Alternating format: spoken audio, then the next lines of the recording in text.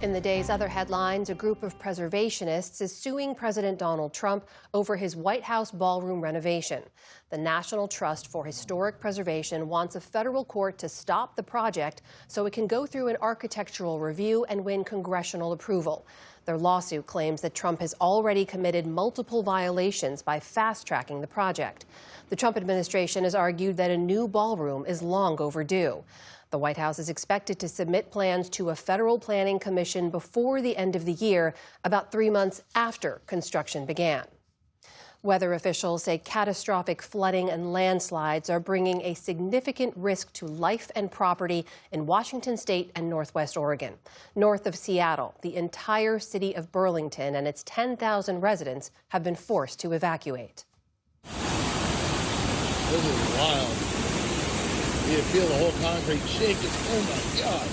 Days of torrential rains have caused historic flooding, with many rivers in western Washington at or near record levels. He's above the roof. You can come easy back if you'd like. Near the Canadian border, Coast Guard helicopters rescued people who were forced onto their rooftops by the rising waters. Elsewhere, residents raced to protect their properties, while for others, it was already too late. Looks like we now have a houseboat. Got about 6 feet of water underneath my house, maybe 7.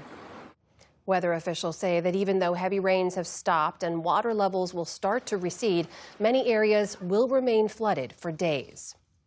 In Gaza, residents are clearing up from Winter Storm Byron, which has flooded camps where Palestinians have been sheltering in already dire conditions. People were forced to dig out their belongings as dirt roads turned to mud and piles of garbage and sewage piled up. Palestinian officials have reported more than 2,500 distress calls because of the storm. One woman who spoke to the News Hour says she can't sleep in such conditions. Are we going to stay like this, sleeping in tents with submerged water? Here is the water. Do you see it? I don't know how long we can bear these horrible burdens and this pain. Aid groups say Israel has not met its agreement under a ceasefire with Hamas to allow 600 trucks of aid into Gaza each day. Israel disputes this claim, saying it has allowed in truckloads of tents, blankets, and warm clothing. The EU has agreed to indefinitely freeze nearly $250 billion in Russian assets, a significant step in freeing up money to support Ukraine. Moscow claims that such a move is illegal.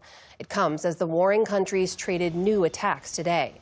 Video showed Ukrainian firefighters battling a blaze in the Odessa region, where Ukraine's Navy says a Russian strike damaged 3 Turkish-owned vessels. Separately, Ukraine says its drones hit 2 Russian oil rigs in the Caspian Sea. Meantime, Ukrainian President Volodymyr Zelensky visited troops in Kupiansk in the northeastern Kharkiv region. Russia had claimed to control the frontline city, but Ukraine says it has retaken parts of the area and has Russian troops surrounded. President Trump says that Thailand and Cambodia have agreed to stop the latest round of violence along their shared border. In a social media post, Mr. Trump wrote, quote, "They have agreed to cease all shooting effective this evening and go back to the original peace accord made with me." Earlier, Thailand's prime minister told reporters that his country was not the aggressor in the latest conflict and that a ceasefire with Cambodia was still out of reach. Fighting flared up earlier this week along their shared border, leaving at least 20 people dead and hundreds of thousands displaced. Back in this country, former University of Michigan football coach Sharon Moore was charged with stalking and felony home invasion today. The 39-year-old appeared in court via video as prosecutors described how he broke into the apartment of a woman with whom he'd been having an affair. They say he then threatened to kill himself in front of her for reporting their relationship to the school. The married father of 3 was fired this week for having an inappropriate relationship with a staff member. A not guilty plea was entered on Moore's behalf. His next court hearing is set for late January. On Wall Street today, tech stocks dragged on the broader markets to end the week. The Dow Jones Industrial Average pulled back from its recent record, falling around 250 points.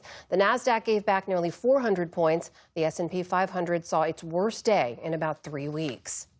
And downhill skiing legend Lindsay Vonn made history today as the oldest ever winner of a World Cup race. The 41-year-old's victory in Switzerland was her first such win since 2018. It comes more than 5 years after she retired from the sport amid injuries. It represents a major step in her comeback following a titanium knee replacement as she eyes the 2026 Winter Olympics. Vonn is looking to build on her storied career, which includes an Olympic gold medal and 44 World Cup downhill wins. For a bit of perspective, before today, the oldest World Cup winner was a 37-year-old male skier. The last women's record holder was just 34. Still to come on the News Hour, how Indiana Republicans came to defy President Trump and reject congressional redistricting. The president issues an executive order to limit state regulations on artificial intelligence. And David Brooks and Jonathan Capehart weigh in on the week's political headlines. This is the PBS News Hour from the David M. Rubenstein Studio at WETA in Washington, and in the West from the Walter Cronkite School of Journalism at Arizona State University.